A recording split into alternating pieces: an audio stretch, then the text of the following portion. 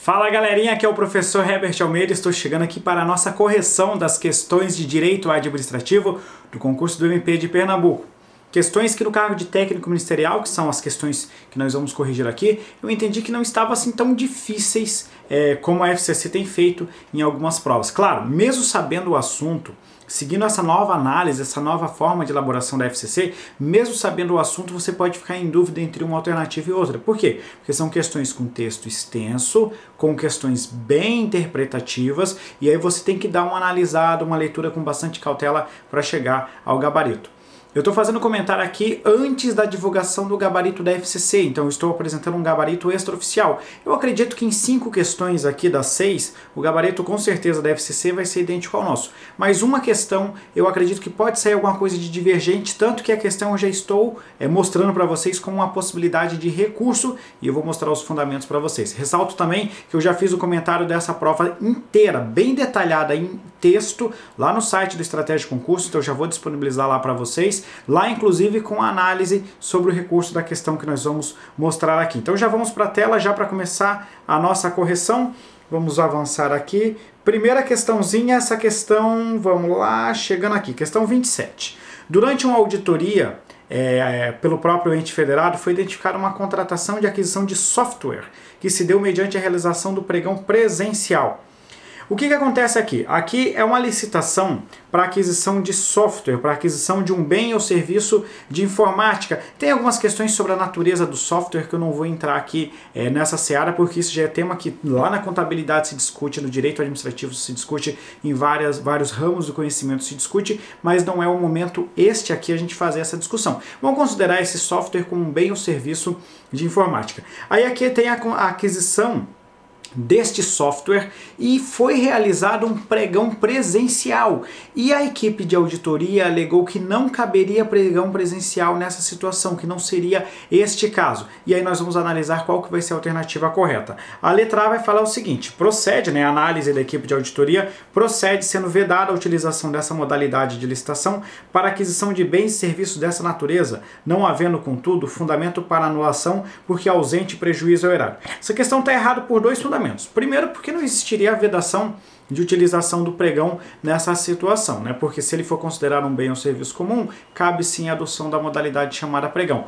O segundo problema dessa questão aqui é ela dizer que não caberia anulação porque é ausente a lesão ao erário. Se houvesse a ilegalidade, independentemente de ter ou de não ter lesão ao erário, caberia sim a anulação. Então a própria alternativa entra em contradição no seu texto, então por isso que ela está incorreta.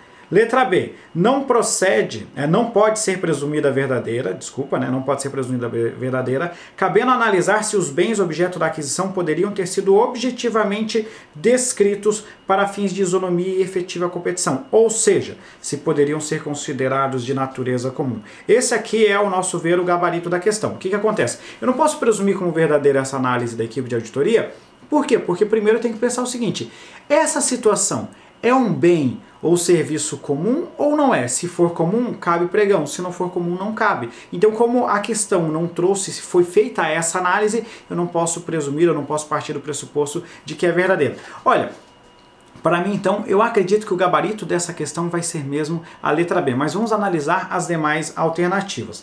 Vamos lá, avançando mais um pouquinho, a gente chega aqui na letra C. Tem caráter meramente opinativo, importando a administração pública contratante, a discricionariedade no juízo decisório sobre o cabimento e conveniência de anular o contrato. Independentemente de analisar a natureza, se você está contratando uma auditoria, está pedindo uma auditoria, se fosse também pelo órgão interno, ela de fato entraria mais um caráter opinativo aqui se eu estivesse falando da auditoria em si. Agora, se há uma ilegalidade, não há que se falar em conveniência e oportunidade. A anulação não é análise de conveniência e oportunidade. Então, novamente, dentro do texto da própria alternativa, a gente tem contradição. D. Vincula a decisão do administrador, cabendo a anulação do procedimento licitatório, não sendo decorrência dela a anulação do contrato. A própria lei de licitações fala expressamente que a nulidade do processo licitatório induza do contrato. Então, se houvesse nulidade, haveria também a nulidade do contrato, porventura, firmado com o poder público e o contratado. E se insere no poder de revisão dos próprios atos pela administração pública, que pode revogar ou anular o contrato em vigência diante de comprovados vícios de legalidade, como no caso de forma, insanáveis por natureza. Vários erros nessa alternativa. Primeiro, que vício de forma é sanável. Segundo, que não existe revogação de contrato, né? Contrato ou você faz a rescisão ou você faz a anulação. E terceiro, porque se fosse o caso de ilegalidade, se fosse o caso de vício, né, mesmo que fosse um ato administrativo, não caberia a revogação. Então, portanto, só sobra mesmo a alternativa B para ser o nosso gabarito na questão 27. Questão 28 fala de um decreto municipal, olha, fazendo uma ressalva aqui com vocês bem breve. Como a FCC está cobrando questão sobre poder normativo. Todas as últimas provas que eu comentei da FCC, Cefaz Goiás, Cefaz Santa Catarina e outras que eu comentei recentemente, todas elas trouxeram pelo menos uma questão sobre poder normativo. E a FCC não fica entrando naquela picuinha de ser normativo, ser regulamentar, ela não entra nessa análise não. Ela já vai numa parte mais aprofundada. E o que ela tem cobrado muito trata dessa natureza dos decretos autônomos, quando que eles podem ser editados e quando que eles não podem ser editados. Em linhas gerais, ela trata dos limites desse nosso poder normativo. Então, uma questão bastante interessante é essa daqui. Configura a expressão no poder normativo do ente público.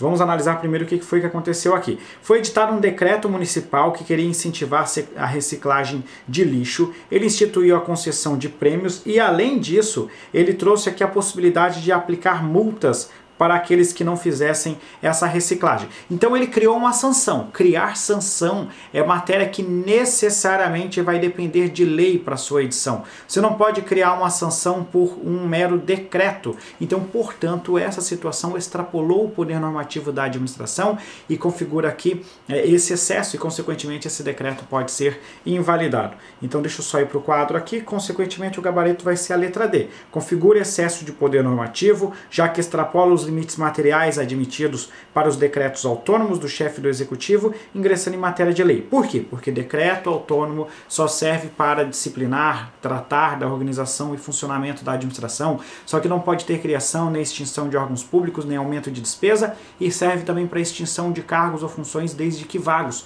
Não foi essa a situação que tratou a questão. Ela tratou de criação de sanção, e criação de sanção é matéria que depende necessariamente de lei. Configura a expressão no poder normativo do ente público na medida... Aí não vai configurar poder normativo, né, por causa dessa extrapolação. Excede o poder normativo do município, que pode se prestar apenas a disciplinar e explicitar a operacionalização de disposições legais. Essa alternativa aqui é interessante, ela segue a regra. A regra é que só serve para disciplinar ou operacionalizar uma norma legal. Todavia, o poder normativo ele serve também em casos específicos para editar decretos autônomos. E tem um caso mais específico ainda, já abordado pela FCC, que trata daqueles regulamentos autorizados, regulamentos técnicos, que podem ser editados, por exemplo, pela CVM, pelo Bacen ou pelas agências reguladoras. Portanto, o nosso quesito aqui está incorreto. C. Se insere no poder de polícia do ente, que pode instituir e aplicar multas àqueles que descumprirem disciplina normativa editada pelo ente. Olha, de fato, o poder de polícia serve, fundamenta a aplicação de multas. Beleza. Mas não pode um decreto autônomo criar essa multa. Então, por isso que a letra C também está incorreta. E a letra E pode ser convalidado, não há que se falar em convalidação nessa situação, até porque a gente está falando no nível político, né? Está falando de uma extrapolação do poder normativo, então não cabe se falar aqui em convalidação nessa situação, e por isso que o gabarito vai ser mesmo a alternativa D.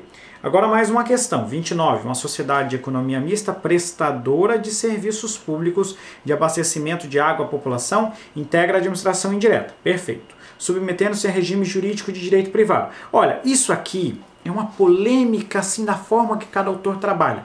Olha, de fato o regime jurídico é de direito privado, mas eu nas minhas aulas eu faço uma diferenciação entre regime jurídico e natureza jurídica. Para mim são coisas distintas. A natureza jurídica de toda a sociedade de economia mista e empresa pública é de direito privado. Agora o regime jurídico, ele vai variar conforme cada situação. O regime jurídico, ele em regra, ele é híbrido, porque comporta regras de direito público e regras de direito privado. Ora com prevalência de uma, ora com prevalência de outra. No entanto, em prova, você vai ler, volta e meia as bancas afirmando que o regime jurídico é de direito privado. ou que o regime jurídico é híbrido. Então não há uma passividade tão grande nisso aqui. Tem autores que falam que as prestadoras de serviços públicos têm predomínio do regime de direito público, as exploradoras de atividade econômica predomínio do de direito privado. Tudo isso varia conforme a análise que a gente faz na questão. Mas nem vou entrar nessa seara aqui. Olha só o que ela fala no final. O que impede a submissão das mesmas a normas e princípios da administração direta. Pessoal, os princípios administrativos alcançam as sociedades de economia mista e empresas públicas, sejam prestadoras de serviços públicos, sejam exploradoras de atividade econômica. O dever de fazer concurso público, o dever de licitar, entre outras tantas normas, também se aplicam. Então, por isso que a letra A está errada. Letra B, não se submete à necessidade de realizar licitação. Já para por aqui. A regra é que elas façam licitação, baseada atualmente na Lei 13.303. Então está errada a letra B. C. Responde civilmente pelos danos causados por seus servidores no exercício de suas funções, sob a modalidade subjetiva. Aqui está errado, porque o artigo 37, parágrafo 6º, fala que a responsabilidade civil das pessoas jurídicas prestadoras de serviços públicos é do tipo objetiva. Então, por isso, o erro da letra C. Tem regime de bens integralmente aderente ao regime de direito público. Olha, isso aqui está errado. Tem um detalhezinho que é o seguinte: o regime de bens dessas entidades, os bens delas, são bens privados, porém aqueles utilizados diretamente na prestação dos serviços públicos, eles gozam das prerrogativas dos bens públicos. Então é diferente, eles são bens privados, mas gozam das prerrogativas dos bens públicos e são somente aqueles utilizados diretamente na prestação do serviço.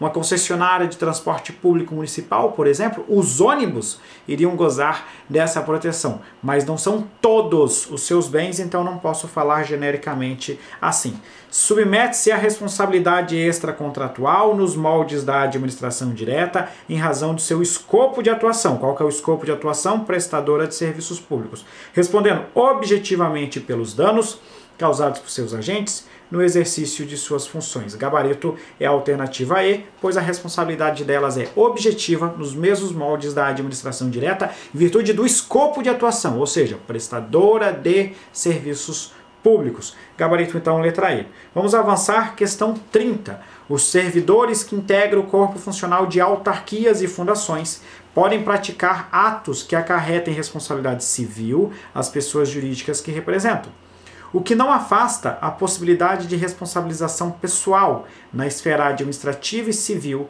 o que abrange a configuração de atos de improbidade, assim como não afasta a possibilidade de se submeterem a processo criminal. Vamos lá. Podem praticar atos que acarretem responsabilidade civil às pessoas que representam. Ok, né? Porque a responsabilidade ela vai ser diretamente, primariamente, da pessoa jurídica da qual ele faz parte. Eu, agente público, causei um dano a terceiro, quem responde é o Estado, e depois o Estado pode mover uma ação de regresso. Então, primeiro eu responsabilizo o ente estatal. Perfeito até aqui. O que não afasta a possibilidade de responsabilização pessoal na esfera administrativa, né, pelas infrações disciplinares, e civil. E ele fala aqui, ó, o que abrange a configuração de atos de improbidade. Pessoal, os atos de improbidade, eles entram numa natureza civil, administrativa, política, né, entra naquele grupozinho ali. Alguns consideram como uma natureza civil, e é justamente o que está falando a questão, que abrange a natureza, o que abrange os atos de improbidade. Os atos de improbidade, como eles também afetam a esfera administrativa, com a perda da função pública, por exemplo, então eu também posso dizer que a administrativa e civil, numa natureza mista dos atos de improbidade administrativa, então, portanto, o quesito está perfeitamente correto. Seja essa parte explicativa referindo-se somente ao civil, que é o que é mais adequado, ou seja, alcançando, ainda que em alguma parcela, a natureza administrativa, não no sentido de ser aplicado por autoridade administrativa, mas no sentido de repercutir na esfera administrativa, uma vez que pode ser já a perda da função pública. Nesse contexto, a questão não merece nenhum reparo, e por isso que o gabarito dela vai ser a alternativa A. E lembrando que a responsabilidade civil e a administrativa não impede a responsabilização criminal pelo mesmo fato.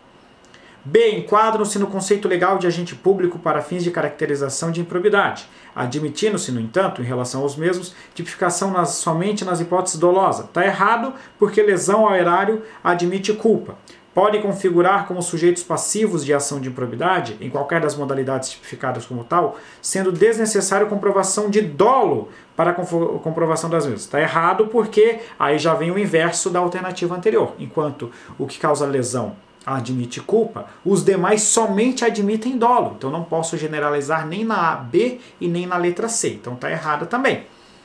Editam atos normativos e materiais de outras naturezas no exercício regular de suas funções, não se responsabilizando pessoalmente pelas consequências. É lógico que eles podem responder pessoalmente. Estão sujeitos à responsabilidade civil, criminal e administrativa, não abrangendo a prática de atos de improbidade. É lógico que alcança também os atos de improbidade, por isso o gabarito é a letra A.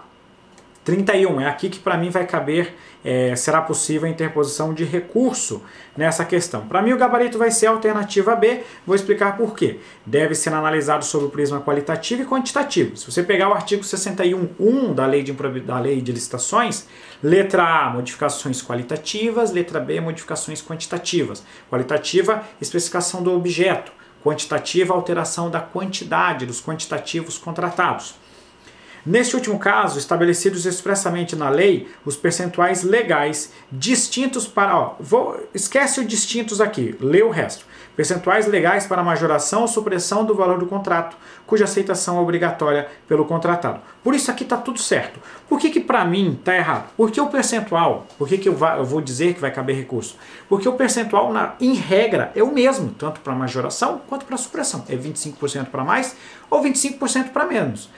Especificamente, no caso especial de reforma de edifício de equipamento, tem 50% para mais. Então, no caso especial, é 50% para mais e 25% para menos. Mas a regra é 25% para mais e 25% para menos. Então, colocar aquele distintos aqui, dizendo de forma genérica que os percentuais de supressão e de diminuição são distintos, isso para mim é errado, porque em regra eles são idênticos, são de 25% para mais ou para menos. Então para mim o gabarito vai ser a letra B, mas mesmo assim a letra B merece reparo. Eu vou fazer análise somente da letra A e da letra E, que eu acho que elas são importantes de ser analisadas. É exclusiva e restrita ao poder público contratante. Para mim vai estar errado por causa disso aqui, porque não é exclusiva e restrita ao poder público contratante, porque tem também alteração por acordo das partes. Talvez a FCC deu uma empurrada, uma forçada botando letra A, dizendo no sentido que sempre tem que ter a participação do poder público, seja unilateral, seja aquela por acordo das partes. Mas está errado, porque não é exclusivo e restrito do poder público, porque tem alteração também em virtude de acordo das partes. Então está errado aqui. E a letra E, não demanda a concordância do contratado, pois a recusa deste seja rescisão contratual unilateral, com a necessária imposição de sanções ao discordante. Por que está errado aqui? Porque se a gente estiver tratando de alteração por acordo das partes, eu não posso dizer que não demanda a concordância. Então tem duas formas de alteração, a unilateral e a por acordo. Então genericamente eu não posso dizer que não demanda a concordância do contratado. Então por isso que a letra E está errada. Mas eu fico assim, para mim o gabarito é a letra B. A letra C e D, o erro é claro, é tacho. A letra A e a letra E também são erradas, mas olha, bem forçando, ela é capaz de vir também como gabarito. Para mim vem letra B, se você marcou letra B, pode basicamente ficar tranquilo, mas se você não marcou a letra B, tenta interpor recurso, pelo menos para fazer a FCC se explicar em relação a esses distintos que ela colocou aí no meio da questão. Então aqui gabarito letra B, mas com possibilidade de recurso. E a questão 32, os atos vinculados quando editados pela administração com vícios. Pessoal, o fato de o ato ser vinculado ou discricionário, ele não vai influenciar na possibilidade de convalidar um ato administrativo. Ele pode, tem alguns autores que entendem que atos vinculados, quando sanáveis, devem ser convalidados. Então ele influencia a natureza, a questão de você ser discricionário ou ser vinculado à convalidação. A doutrina majoritária entende que a convalidação é ato discricionário, mas nós já vimos em aula que existe uma certa divergência, que em algumas situações a convalidação seria, na verdade, vinculada. Isso que iria influenciar, né, se houver essa discussão. Mas fora isso, não é o fato de ser discricionário ou vinculado que vai permitir ou não a convalidação do ato, mas o fato de ele ter um vício sanável ou não. E vício sanável é vício de competência e vício de forma. São nulos, não é nulo, é anulável os atos que possuam vícios Bom, vamos analisar primeiro o contexto como um todo. Quando editados pela administração com vício, são nulos caso apresentem vício de legalidade, o que impede o aproveitamento dos mesmos e os direitos deles decorrentes. Olha, depende, né? Porque vício de legalidade, existem várias espécies de vícios. Então, nessa situação aqui, você pode ter um vício que, por exemplo, decorra da competência. E se for um vício de competência é passível de convalidação. Então, por isso que esse quesito aqui, a letra A não pode ser o gabarito. Então, tá errado. E aí a gente poderia ter um ato que seria, na verdade, aqui anulável. Podem ensejar, eu tô achando, só vou pedir para vocês aqui uma ressalva depois para quem assistir depois a questão. Eu tô achando que na digitação aqui eu comi alguma palavrinha dessa alternativa A. De qualquer forma, o ato ele pode ser nulo ou pode ser anulável quando possua vício. Se for um vício convalidável, ele é anulável. Se for um vício inconvalidável, ele é nulo. Mas eu acho que tinha alguma coisa a ver com competência aqui na letra A. Se eu comi isso aí, depois a gente consegue corrigir, tá beleza? Letra B. Podem ensejar convalidação, como nos casos de vícios de finalidade e objeto. Vício de finalidade e vício de objeto não cabem convalidação. Podem ser convalidados no caso de serem sanáveis. Ótimo. Os vícios de legalidade que o maculam, como por exemplo, se tratando de vício de forma. Vício de forma é um exemplo de vício convalidável, por isso o gabarito é a letra C. Não admitem convalidação instituto típico e exclusivo de atos discricionários. Já falei que não é essa a situação que enseja a possibilidade ou não de convalidar. Devem ser editados pelas autoridades competentes, estabelecidas na lei específica que autorizou a edição do ato, o que impede o exercício da convalidação, pois significaria alteração de lei por meio de ato administrativo. Foi interessante essa análise que a FCC fez, mas não é isso que acontece. Ele tem que ser, o certo é ser praticado pelo ato que recebeu, a autoridade que recebeu o poder legal. Mas se uma outra autoridade pratica o ato, basta essa que tem o poder legal fazer a convalidação. Isso não é alterar a lei, mas é convalidar o ato adequando ele ao que está previsto na lei. Então não tem nada de falar de alteração da lei e por isso que o gabarito aqui vai ser a alternativa C. Com isso a gente tem isso aqui, 27B, 28D, 29E, 30A, 31B, cabendo recurso, e 32C. E lembrando que cada prova é diferente, então talvez as questões que eu trouxe aqui para vocês, a ordem das alternativas ou a ordem das questões na sua prova talvez seja diferente. Então você tem que conferir pela questão e não pelo número e pela ordem das alternativas. Galera, um grande abraço, muito obrigado, espero que vocês tenham ido bem nessa prova e até a próxima. Eu fico com aquela cara aqui tentando achar o botão aqui para encerrar a transmissão. Valeu, galera. Um grande abraço.